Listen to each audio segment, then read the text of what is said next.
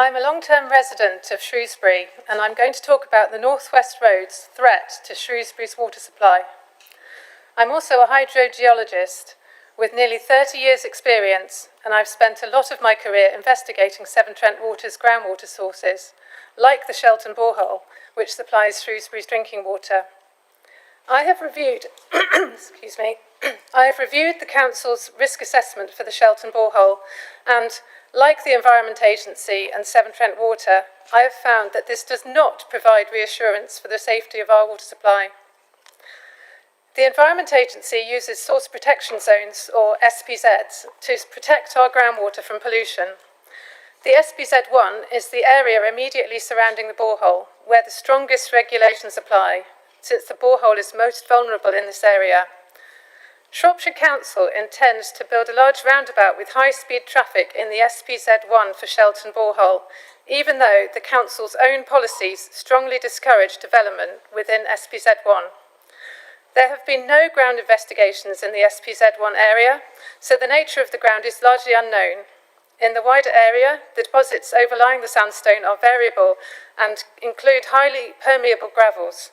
These provide no protection against pollution, and where they occur, there's a fast pathway for pollution into the sandstone aquifer and into the Shelton borehole. The complete lack of ground investigations at the roundabout site means we have a highly uncertain risk assessment. The officer's report says that the risk assessment is conservative, so the risk can be ignored. But the risk assessment actually says that accidents like spillage from overturned tankers do actually occur. So to mitigate this risk, the Council are planning to install an underground drainage system to capture any pollution before it seeps into the ground. This drainage system will need to be monitored using telemetry and maintained to ensure that it does not degrade or start to leak. And the Council will have to monitor and maintain this for as long as the road exists.